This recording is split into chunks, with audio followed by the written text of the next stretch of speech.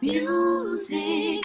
You will be inspired to think higher in life. Your gift. Join the Muses and Michelle and Gina. Turn this up and through your speakers. It's the music of music. We are the Muses behind the music, and welcome to the show today. Thank you all so very much for being here. So listen, I want to be able to interact with you, and so does the guest. And anytime that we have the Muses behind the music show, we want to be able to talk. So please give StreamYard your permission to be able to, access whatever they do if you're watching via Facebook.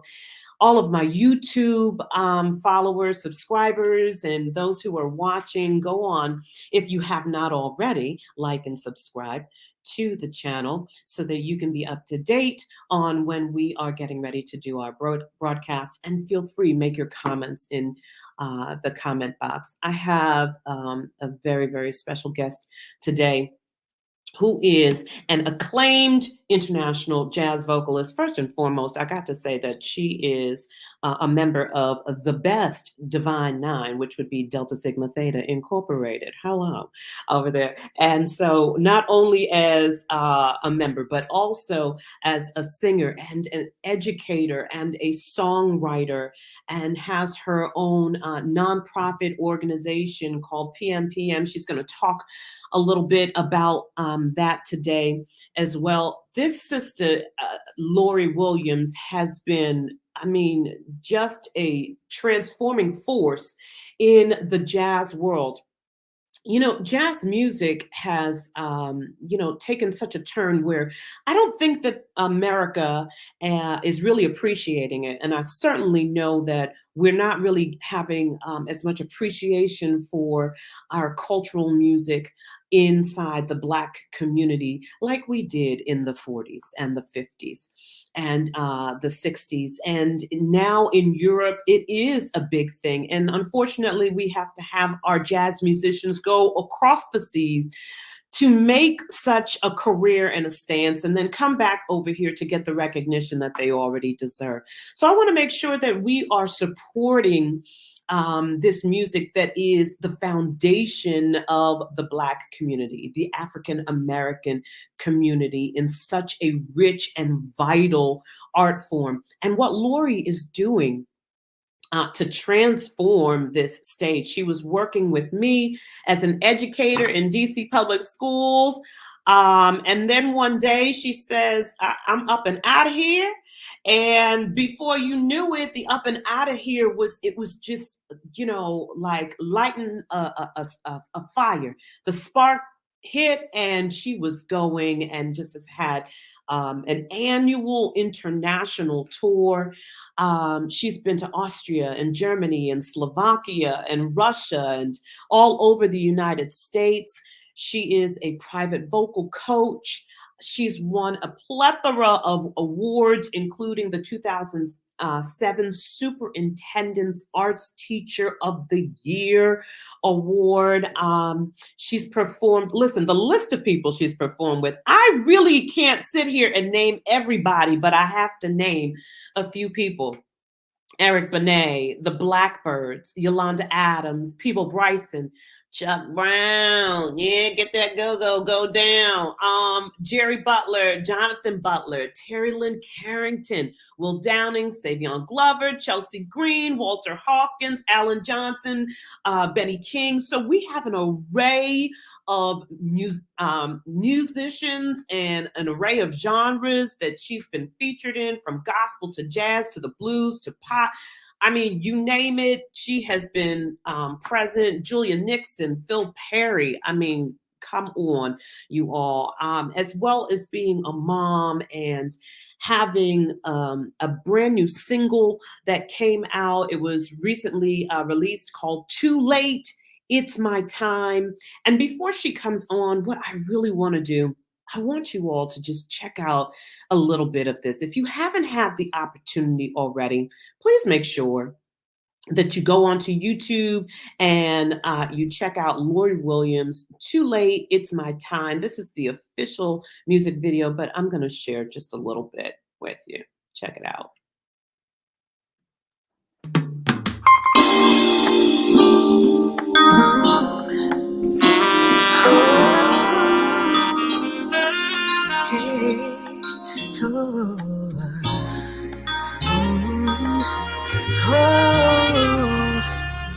Hey, oh babe,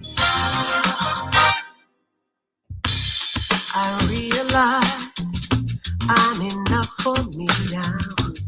I turn the corner, no apologies and no hesitation to my destination. Reset my life, hey, it's my time.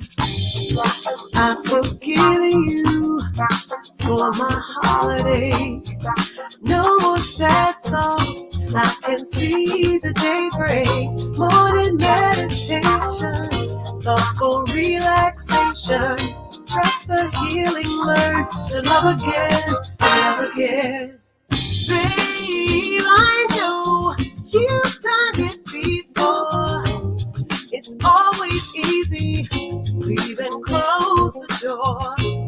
I'm taking back my power within. Reset my life, hey, it's my time. It's too late, gotta love myself, babe. Say it's too late, trust the voice inside. I already know the strength that I hold. Reset my life, hey, it's my time. Ladies and gentlemen, will you please welcome sister friend Lori Williams. Thank you. I'm glad you ended on my baby Lauren. That was sweet. That was perfect timing. Perfect.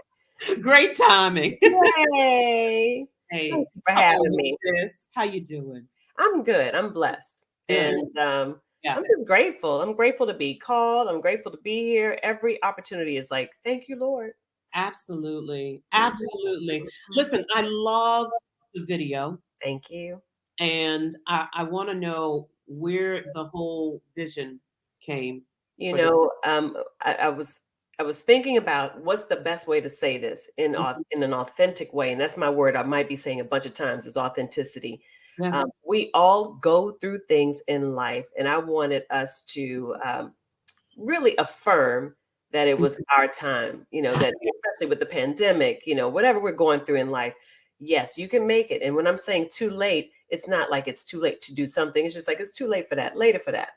It's my time. Now is the time for us to move forward. And I also wanted to have that vision of sisters supporting sisters. Yeah. And, you know, thank you for mentioning our beautiful sorority, Delta Sigma Theta Sorority Incorporated, because we've actually had that experience of what it's like to have true sisterhood. Absolutely. But when you're talking about reaching across genres or reaching across cultures, that's when it kind of, there's a breakdown in that concept.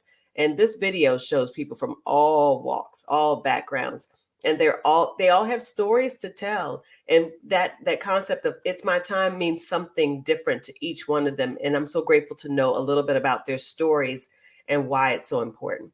Yeah. You know, I tell you, I have seen a transformation with us as Black women in maybe the last 10 years with the appreciation of getting back to certain hairstyles, right?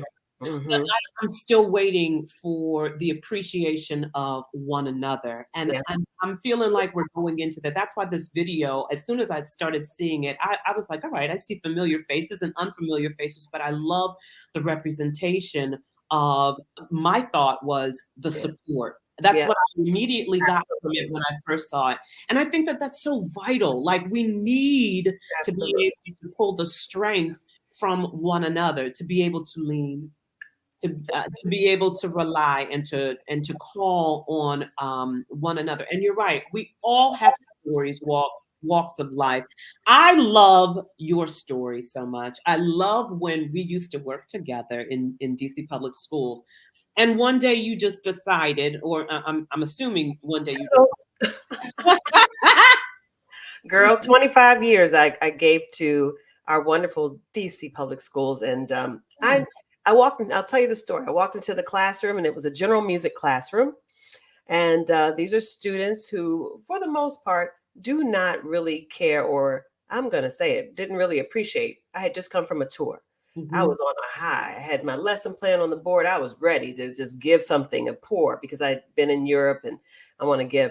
And these kids were there. And, these were beautiful children, but they were on their phones and they were having conversations about which beach or where they were headed to that weekend. And I said, okay, guys, let's circle up. It's time for class. And I was part of the chalkboard, or I was the desk. I had never had a sense of no control, but there was no connection, no connectivity. And I blame systematic changes that when it took away from our power to impact, and when we could not really be motherly or nurturing in that classroom, and we couldn't give our opinions. And so I blame a lot of changes. And I decided, well, that's when PMPM became about, because I needed to do it for myself. So that day I went to the office and I said, I need to take a moment, and I signed out, and then I quit. Yeah. That's so real. I laugh because it was real. So it's not a funny situation. It is now, but it was the way it happened. I was in tears that day. Yeah. Because I felt defeated. I'm like, hold up now. I know what I have to offer is important. I know what we bring to the table is valuable. And I know music has the power to do so much, but they were not willing to see it for those little 10, it was 10 kids. Yeah. And those 10 students opened my eyes to let me know that you are not able to reach everyone, but the ones that you are able to reach, they will receive you. So that's why Positive Music for Positive Minds came about. I can reach those kids in Europe. I can reach the kids online in Georgia when I'm traveling and I'm doing my workshops. I have a different appreciation, and they have a different appreciation for me too. So tell us a little bit about the organization. Like, okay, so it birthed itself out of this, basically a frustration with the current academic system that we have in this world. That was part of it, but I have a big issue with lyrics, and in part of my lesson plans, I would talk to the students about the popular songs that were out, and I would hear them because they'd come in and they'd play their music, and I'm like, okay, let me just be the objective listener and just hear what it, but defaming and calling out of it. And I just was like, hold up, I feel like I'm getting old. And I said, well, you got to explain to me what it is about this music that is really having a positive impact in your life. How is it feeding your energy and your soul and your spirit? How is this making you a better person for your community? How is it causing you to do something that's going to be for the good? And when they couldn't give me that answer, they just liked the beat. I'm like, well, let's flip that and let's make these beats mean something. Put some positive lyrics there. Let's change it. How can we change how that person referred to the woman out of her name? Or how can we, change the image of that society where you're coming from, the hood. I grew up in Southeast, and I know it was about a community, and you can call it all you want to hood, but it was a communal come together where we had gardens and we would look out for each other as neighbors. And you needed a bottle of milk or a cup of sugar. Yes, I can go next door and ask M. Rogers for help. It was that. But we've lost that. Yes. We've lost all of that. So Positive Music for Positive Minds was birthed out of my frustration with a lot of things. And I needed to put it to the test. And I went to the Wolf Trap Foundation. They funded it the first year.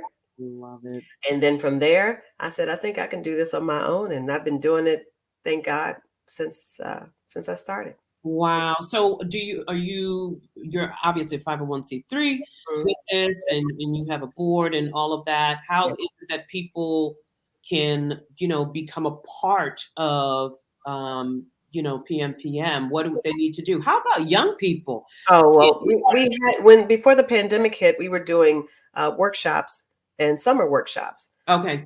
And so now that I've moved down to Georgia, it's been about me I've done presentations on the Capitol Jazz Cruise. I've done presentations when I travel overseas and I have my small group. So it's been a little different. So now I've got to reach the masses with just networking. Yeah. And it's just getting adjusted to a new environment down here. That's all. So what do you have? Do you have like a group of singers?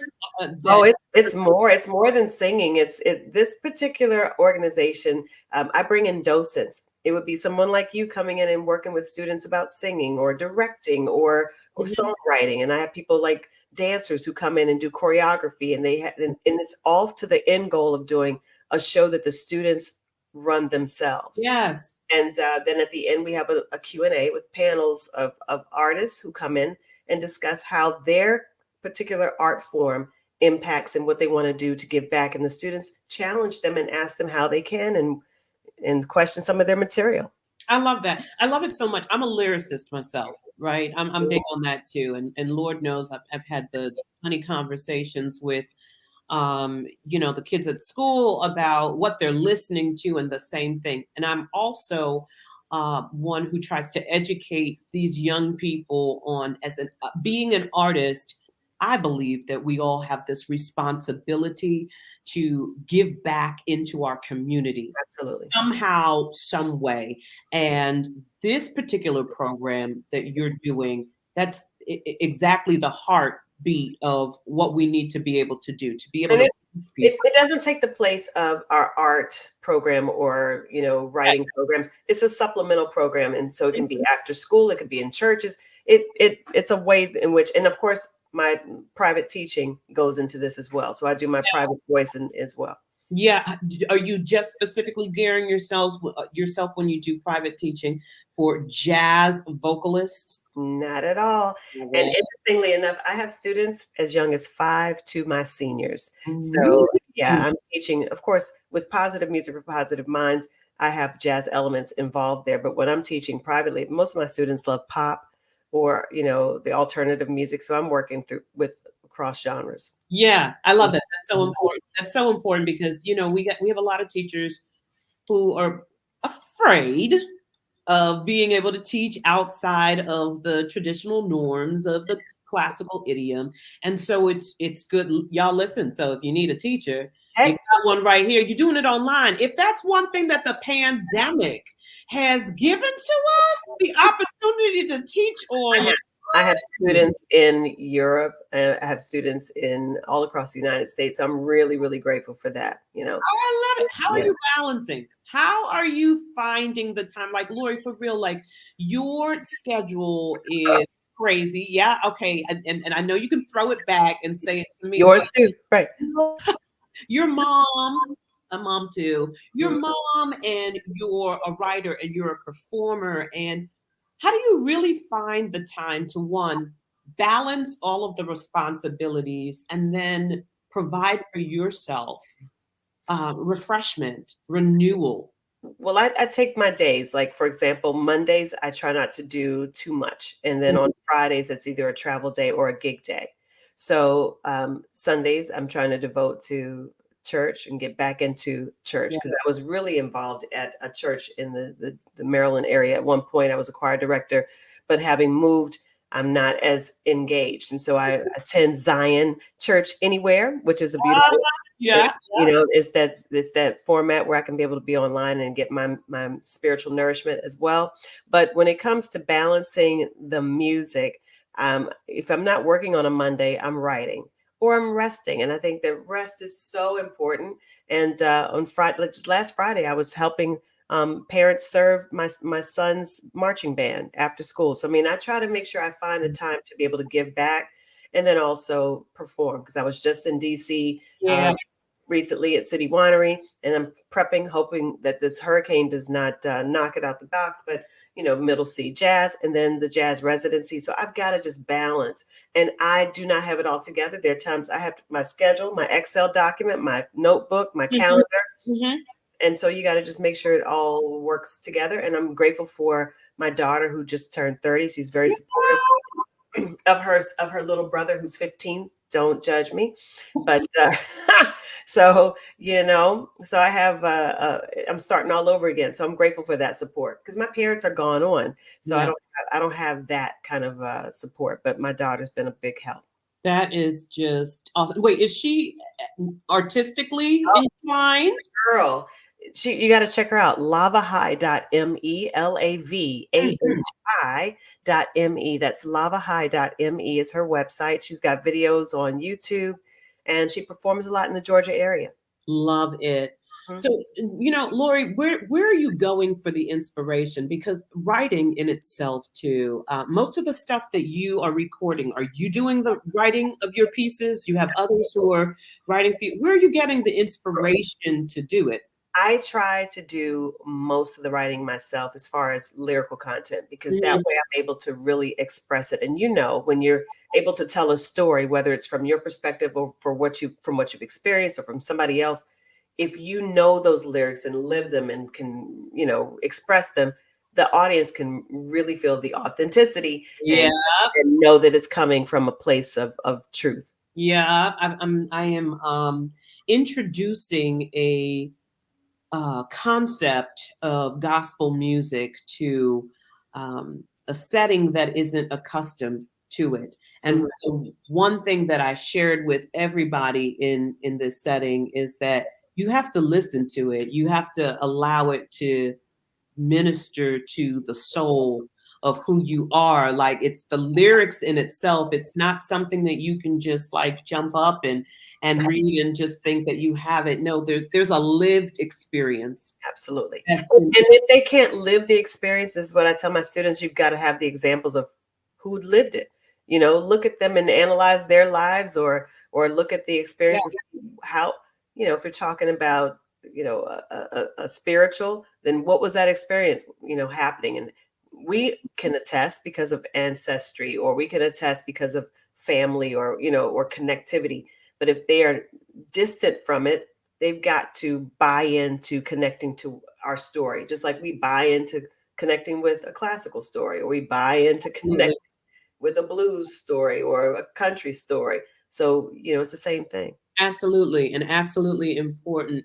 So, we all have these stories of where we began. How did it start for you? Girl, I'm gonna say the same story that most people that look like you and me have said. I was 4 in church. Okay, I was 3 or 4 in church, and at Bethlehem Baptist Church in Washington D.C., Southeast D.C., in the Angelic Voices choir. And I was singing in that choir, and then I progressed to the young adult choir, and my sisters, both Robin and Vanessa, and I think you know Vanessa, Vanessa Williams, they both were choir directors. Yeah, And, I didn't know that though. Yeah, they both were choir directors. And then when I got a little age and, I could be like my sisters, I became a choir director. And so it was, it started with Robin, and then it went to Vanessa, then it went to me. And then we left from that church and went to Fort Foot Baptist Church in Fort Washington, Maryland, where we all directed the choir there too. Yeah. So it's my mom and my dad, God rest their souls, Deacon and Deaconess Robert Williams, from the Louisiana area. Lots of music embedded in our families. My mother played piano, and so we got the musical experience early on, and we could hear it. My dad would whistle every day, so you could hear it. Aunties who could sing, Aretha and Gladys, so influences, hearing them all the time, playing through the house. You understand? Cleaning and hearing. Right. Yeah. And we were sight reading before we even knew what sight reading was, reading the hymnals, and I would sit next to my siblings and hear them sing soprano or alto or tenor or something, and we'd switch, and just, that was fun for us having that experience and reading those lines. Yeah.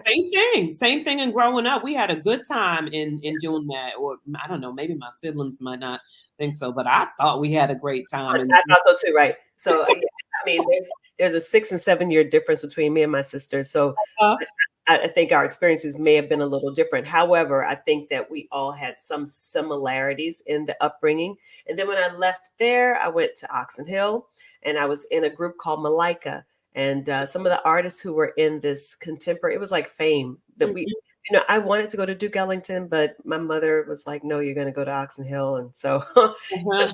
we had Anthony Wellington, who plays with Victor Wooten. We had Michelle Ngao cello, who was there. Yeah. Michelle Johnson. We had Delmarie Hines, who's had connection with Prince. We had a lot of different people. We had Kevin Prince, who's a percussionist. So there were a lot of incredible artists who came through Malika, and I just happened to be one who was blessed with that experience. Wow. And then, of course, I went to one of the HUs, which is Hampton University. Yeah. Well, you remember it was an institute first. Okay. Yeah, girl. And I was there when it was an institute at first. The last year was an institute, so Hampton Institute. Wow. Yes. And I never understood that. I still don't understand the divide, but I get it because I'm not a sports person. But it's all one love, and It's all one love. so. Period. But I went to Hampton. I had no other choice. But Vanessa went to Howard, and I went to Hampton, and my sister Robin went to Southern. But I loved that campus so much, and my mother said I couldn't major in music. I needed something to fall back on. That was like the. That's funny. I was going to ask you, if you weren't a musician, what would you have done? Listen, I was a mass media arts major, and I was influenced heavily by Renee Poussaint from Channel 7. And she was that image of excellence that I saw that looked like me on television.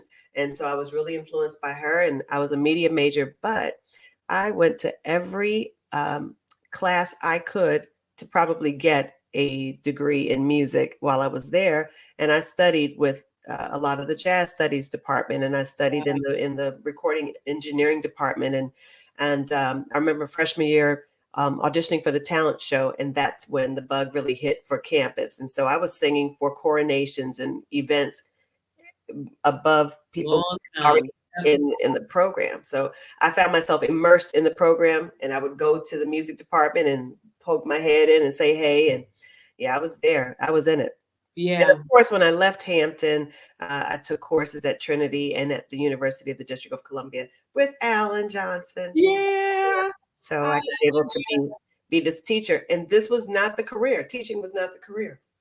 I mean, is it ever? I mean, like, for real, it was not what I had ever said, hey, I want to be a teacher. I didn't either, but my mother was. My mother was an award-winning, masterful teacher. She was the person who taught English and humanities to new teachers in the DC public schools, and they would come to her. And she retired from the role as a teacher, and I was just so impressed with her. And my sister Vanessa taught art in public schools, and my sister Robin taught math in DC public schools. Wow. So when I came back from Japan, which is another story altogether, I lived there for 5 years, which is where my daughter was born. Do you know, I just learned that the other day. I didn't realize that she was born in Japan. That's pretty dope. I came back, and I needed a gig, and my mother said, you need to check out DC public schools. And she knew some people downtown, and it was very different. And just recently at my gig, Pamela Alexander. Yes. Pam gave me my job in DC. Gave me my job in DCPS. And then I got connected with Ben Hall. And next thing I know, and Miss Holt, I found myself doing so many wonderful things that my choir was winning and I was winning. And I'm like, wait a minute, now this thing is taking some legs. Yeah. And that's all only God's unexpected blessings, because that was not the path I saw. Yeah. You don't always see the vision. I always wanted to sing. That's it. It's funny. I was in a conversation with my goddaughter today about that whole entire, she has certain things aligned in her head, and she's, on this journey trajectory. And I said, oftentimes I used to find myself in that same space, but when we attune ourselves to the Creator, we have to really get to a place where it's like, okay, God, I need to, where are you trying to take me? Right. I know that I've got all of these things lined up, right, but I am really trying to be in your will and to walk in that direction. I know I want to sing, I want to play, I want to do this, but what does it look like? And what are the ordained opportunities and the avenues that you're trying to take me to get there, and not by my time? but by your time. Those are all hard things to do. It's a process. Yeah. Because we were talking about that word too. So how do you process? What do you share with the next generation, especially of young female artists who are looking at your life and they are saying, I want to be like Lori Williams. She's out here doing this thing. What do I need to do? Well, the first thing, and I'm really grateful that I have some students like Ari Lennox, and I'm sure you may have worked with Ari too. But back in Ari Lennox is she's making some strides in the R&B, pop, soul, neo soul world, and Nick Hakim.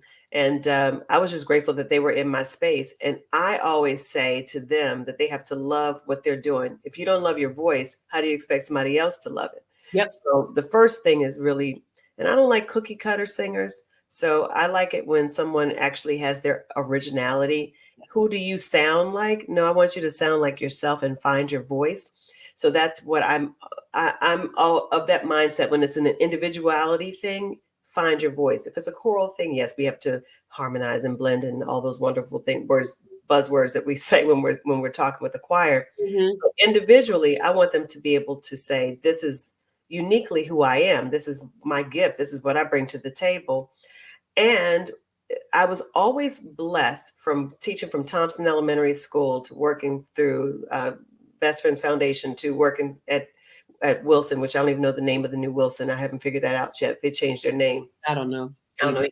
But they were able to see me travel. And I was always blessed to have administrators like Kenny Dickerson, who was an administrator at the time, who was like, okay, no, you got your leave, take it. So I could be able to take my tour. And when technology came where they could be able to Zoom, or it wasn't Zoom, it was actually FaceTime or Google, whatever the thing was, they could see, or I could send pictures back to the school. This is where I am.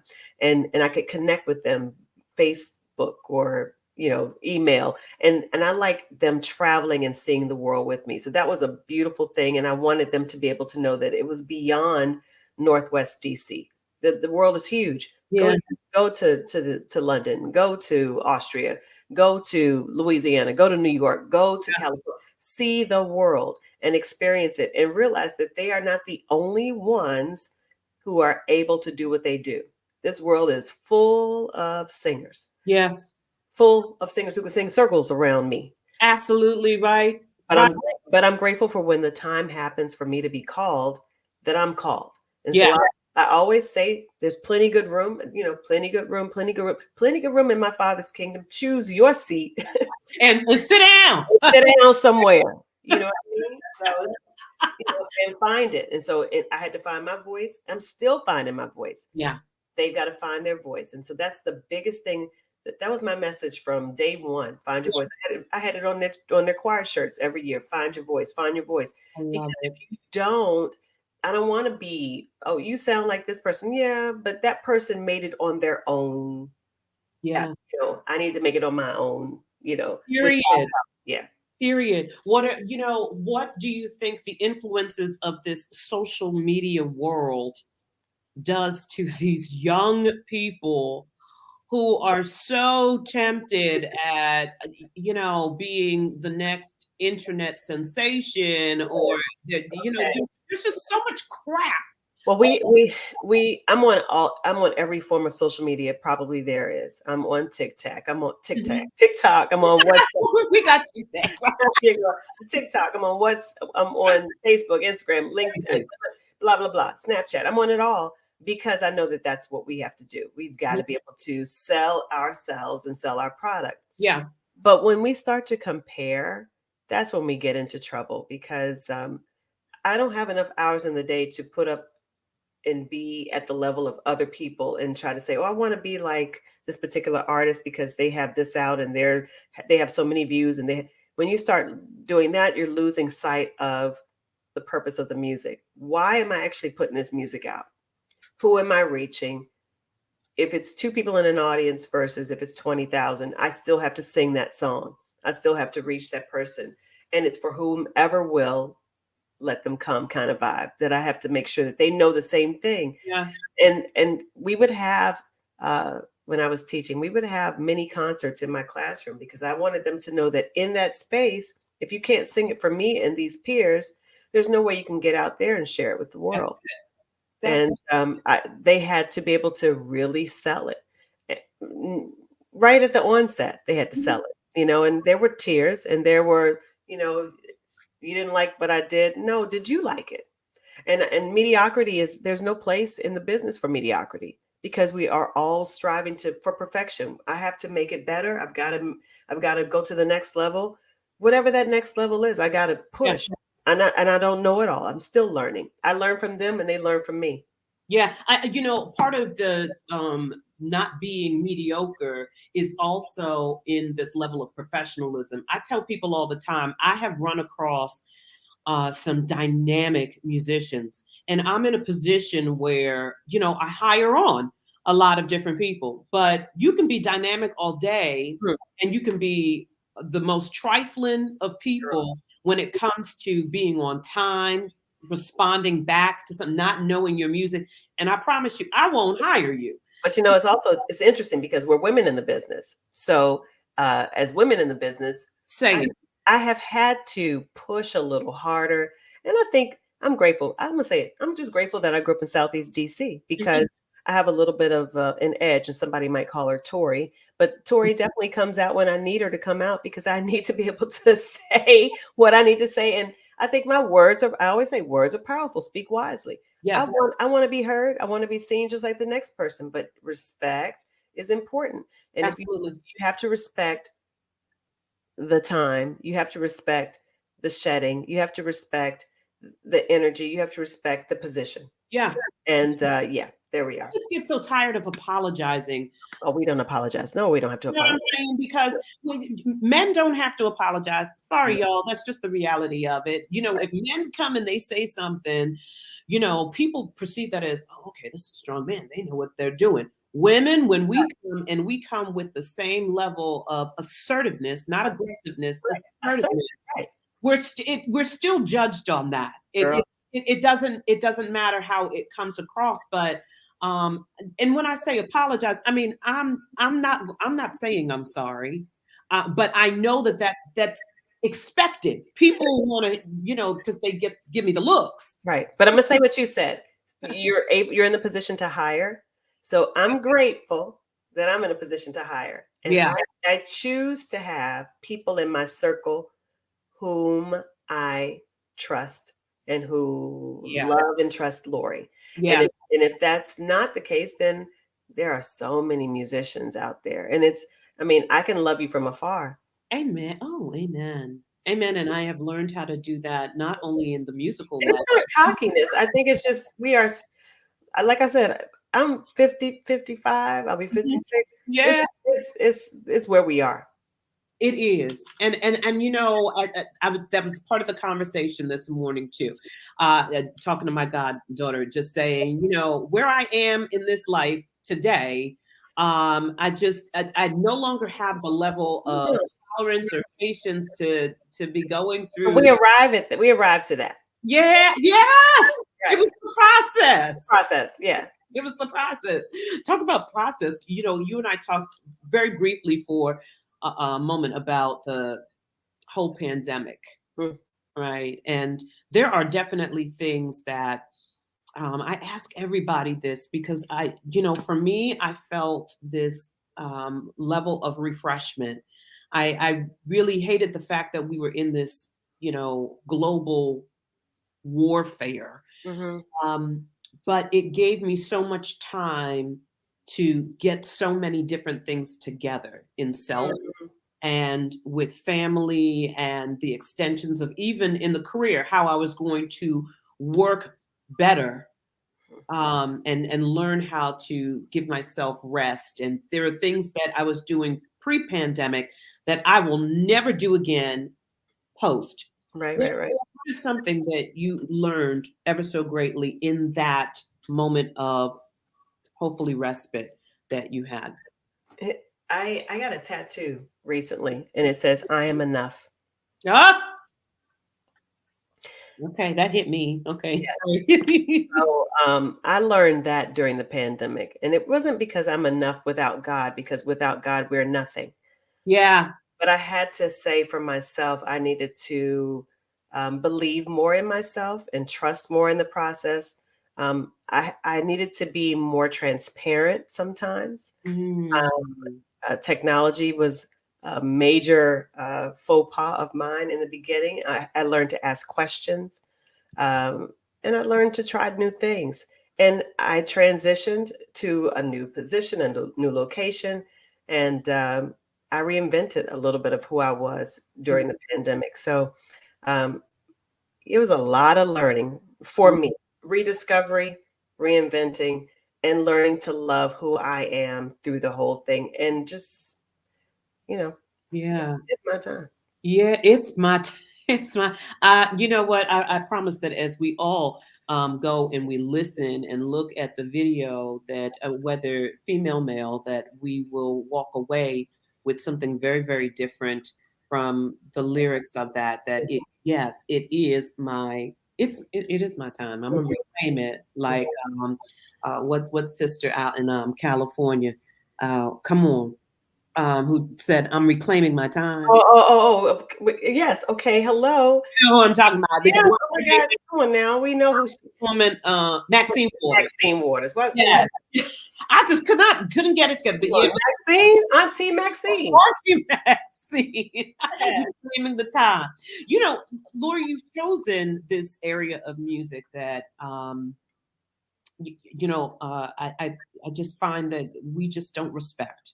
Hmm. We don't respect in America as much as out in Europe has this love for jazz. Me too. The community here of the African American community, a lot of it, I'm going to blame us as elders who refuse to pass on the tradition, the history, the knowledge of this music. And so, therefore, our kids are losing out on the value of it and why they should learn it. What are you doing as an artist to ensure outside of PMPM, which is just dope? What else are you doing as an artist to ensure that the next generation, we have knowledge of this? And then you're a female jazz vocalist. I'm so excited that you asked a question because when I taught for those 25 years, Mm, I made it my business. April is Jazz Appreciation Month, that we would study for the entire month of April anything about jazz. They had to learn jazz trumpeters, jazz saxophonists, jazz vocalists, and do history, from then to now, where they would compare. And I think that they could see, and then looking at my life too, I loved being that living example for yeah, them that was they could touch and feel. And when I would travel to different places like Ukraine, I was the very first introduction to some audiences yeah, to a Black jazz artist that they could see up close and personal. Some of them had never seen anybody who looked like me. And of course, I didn't feel offended when somebody wanted to touch or feel, and I would touch and feel right back because I wanted them to know, yeah, what you feel like. I'm like, because it's that response is such a weird kind of it was just a weird kind of action, but I wanted it to be where it was truthful and honest that yes, we are both human, but yet something different comes from my culture that I want to share with you. So what is it that you can share with me? Yeah, You know, yeah, with jazz, I'm grateful that my parents were from Louisiana, and I could also say, hey, my family's roots are from where jazz originated. that's right. You The know, heart. and be able to share a little bit about scat, or and kids especially are more inquisitive than our adults because they are fearless when it comes to trying something new. Mhm, mhm. So for now, when I'm out performing, I'm always looking in the audience for a younger face because that way I can be able to do alphabet scat or something and bring them up. And that way it draws them in more and talk a little bit, not too much about history of music, because people, I believe, when they come to these performances, and mainly when I'm in Europe, it's straight ahead jazz. Yeah, They are escaping, I believe. Audiences come to our performances, yours and mine, to escape whatever those woes are during the day, and we become that relief We become, oh my gosh, let me escape. We are like the Hallmark Channel or the Lifetime or something. We become what they're able to see physically and in the visual, in the flesh of what they are escaping from the day, from the 9 to 5, from the bills, from whatever. And they need that relief. And I want to provide that. And I'm grateful for the Jazz Idiom that I'm able to do that. So, I'm still learning. I love it when we have artists like Jasmia or, Jasmia Horn or Robert Casper or even the neo soul or, my daughter, Lava Hive, Yeah. they're teaching us that it is not dead and it transcends and it changes, it molds, just like Miles changed and Herbie Hancock changed. It's not going to be a stagnant type of music. Jazz can be whatever you want it to be as long as it's real and authentic and the roots and the history behind it. So I try to put a little bit of that in when I'm performing, but not a lot, because I think that when you get into the historical background, it might turn people off. Sure. But when it's time to have the workshops, then we can do that all day long. And that's what I usually have workshops that are associated when I'm traveling overseas, and people sign up for it and just be able to work with them on how they can be a better jazz artist. Who are the people you listen to that inspire you? You saw her, one of the people you saw in the video. Of course, I love Diane Reeves. Yes, me too. With a passion, love her. I listen to Nancy Wilson. I listen to Sarah Vaughan.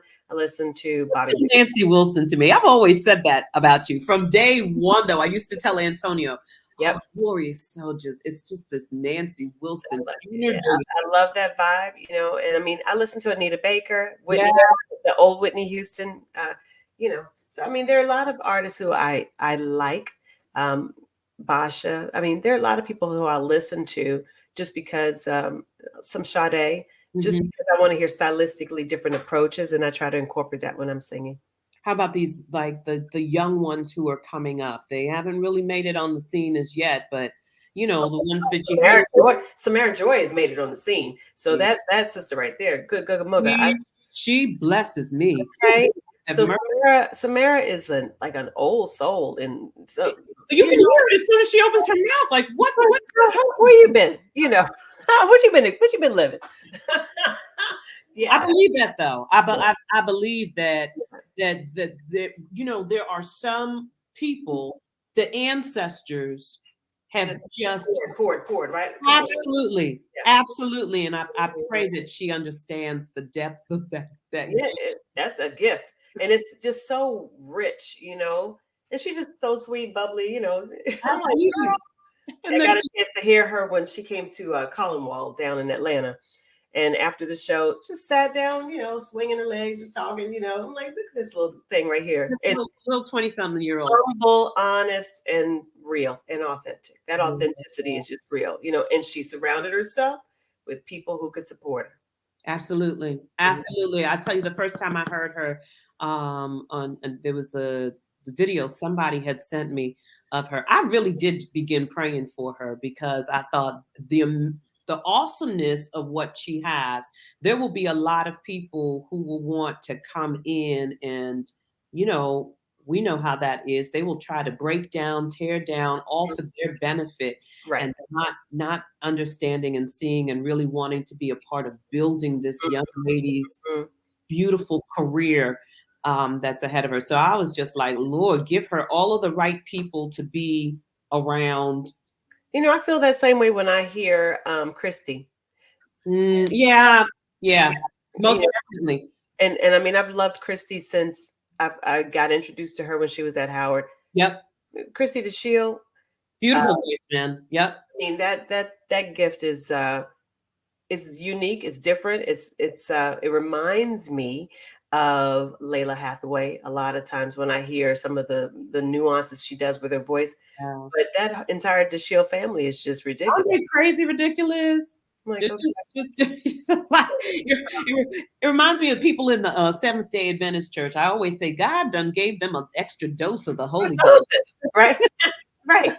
So, I mean, there are a lot of artists and with Jasmia Horn, I remember when she first came on the scene because she did the competition and she won, and just sweet, and look at her now, just incredible, that gift, so it's great to see that. But I often wonder who was watching out for us, who was looking out for us. Was there someone who was really paying attention? And if somebody had paid attention as much as we are really so in tune because of technology, because of social media, what would have been different about our lives now? And I could say that for the Ellas and the Sarahs. And what would have been different if they had had social media back then? Yeah. Well, you know what? I don't take advantage of social media like I probably should, and there's a plethora of reasons for that. But each person's unique journey was totally designed, tailor-made for them, for the time. And had it not been for the hardships and trials and the beauty of it, I almost think that this generation has certain things a whole lot easier. I wish that they understood the work ethic. Yeah, the struggles, yeah, for sure. You know what I mean? Because it made us stronger. Yeah. As people, I thought better about choices and decisions, and I sometimes I miss that in this generation. And I wanted to speak to, because we were talking about the educational path for me. When I started teaching at Woodrow Wilson High School, I had 6 students in my choir. Wow! And I got in there because the music teacher went AWOL, and so I got a call from the assistant principal and principal at the time, it was Dickerson and Terrison. We need you to come in. And can you? And sure, I can come in. And I'm going into this kind of blindly with kids who had no background, but they had a lot of passion. And that's where my heart was those 20 some years ago at Wilson, where my heart kind of went to the students from the community. I wanted to pour into them. And I think that all of that helped to birth and create positive music for positive minds, helped to make me a better teacher from each of those, because I was a younger person. So I was growing just like they were growing, and seeing their life issues, whether they didn't come to school with food, they hadn't been fed in the morning. So I would bring food, and I became Mama Lori. And, and to this day, some of the kids are like, they still call me mom. You know what I mean? Yeah, I do. You do. That connection. So it's important when we talk about like the path and the journey. And I've seen some incredible artists come across my classroom stage. And I don't know if they are going to pursue this for a career, but I think that music definitely helped them to make it through their high school experiences. Yeah. Yeah. And then who you are as a person too, and knowing that they could come into your classroom and know that it was an environment that was welcoming, where you supported them finding their voice. You know what I mean? It's like the music is the relief, but knowing that they had this physical person that could understand, or at least if you didn't, you gave the ear to it. Because so many of them were missing that. And perfection is something we all aspire to. None of it, there's none perfect but God. Right. But we all want to do our best. And I think that when we put that on and we pump them up and let them know how great they are, then and of course, when the sound is incredible, oh my goodness, it's no better feeling than the reward of hearing that 4-part harmony and then the intricate, stylistic nuances that we put in and them moving and then dressed up so well. The pride that they have it goes above and beyond. Above and beyond. It really does. It really does. All of those little pieces matter to the big piece. Absolutely. What are your plans in the next 5-10 years? What are some of the big things that are coming up that you don't mind sharing, that you want people to support and get out? I'm prayerful that I'll do some more CDs. I'm working on music with people in Austria, and also working on something with an artist out of California, and I'm still working on CD number 7. So we'll see how that works. And if I could see myself, that's 60, that's 65. When you think about 5 and 10 years, that's a different Lori altogether. I pray that my vision will be, like I say, my vision is clear. I want it to be even more crystal clear so that I will not make the same mistakes that I made as a younger person. Right. I want to be able to still work with students, and I want to be able to teach them that they don't have to go through the same mishaps that I've made. I want to be able to, avoid that turn and see this and be able to value the music, value the input that they have to put into it to make sure that the music is good. They got to do some shedding. They got to do some studying, learn the theory, learn learn everything they can about it, learn so that they can be intelligent. I like an intelligent singer. Yes. And I want them to not be looked at in a negative light from instrumentalists, because I'm really critical about that, having been a vocalist who was kind of judged and I want them to be knowledgeable. Yeah. So if I can be able to do that, it would be awesome. I also have a big heart for women with domestic violence, and I've shared that. So I'm hoping that I can be able to take my organization or do something and be an advocate for women in that way. Yeah. And always want my music to touch and heal. Always. That's it.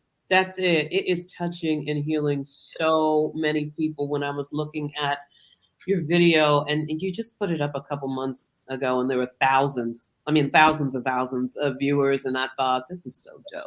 That's amazing, right? I mean, that's nothing but God. Yeah. Yeah. No. I don't take any of that. Like, oh, Lori did. No. Yeah. No. Shout out to Big Dog Chris Davis out of Connecticut for doing the music, and Elise Perry, who I went to Hampton with, but she's in the DC area, for directing it, and her team. And it was a good feeling. That was that's my very first video. Really? I have a lyrical video, but that's my very first video ever. It's absolutely beautiful. It's stellar. Kudos to those who helped you in the process of getting this together. Teamwork makes the dream work. Right. And people who believe in the vision, who can come in and help you. I mean, really and truly, I don't ever take for granted those people who will come on my team and do all those things. So yeah, kudos.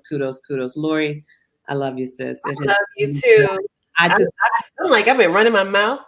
I'm so glad you have been, because this is the idea. We want to get to know you a little bit more so that people can go out and support you, and not just your music, but they're getting a feel, a flavor of who you really are, and you sharing some very intimate moments of yourself and your journey in this music field. How can people, they want to reach out, they want you to teach them lessons, they want to connect with you, invite you to a gig, come out to one of your events, how can they get in contact?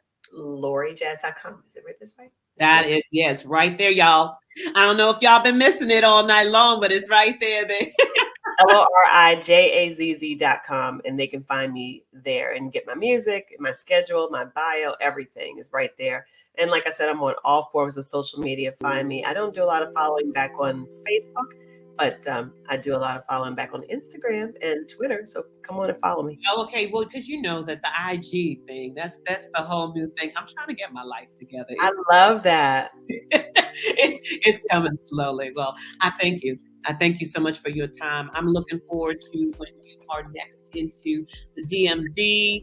And oh, by the way, on a side note, thank you for the musician that you sent for my goddaughter's wedding. Yes, I appreciate it.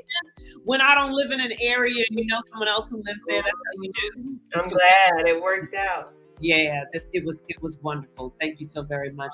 To all of my Muses out there, thank you so much for joining us in this conversation. Go on ahead and make sure that you share this with some other person, because they need to hear something that Lori shared tonight, even if it's just to take a look at the video. The video again, it's too late. What's in parentheses? Too late. It's my time. It's my time. Reclaim your time, sisters and brothers out there. And until next time, peace and blessings.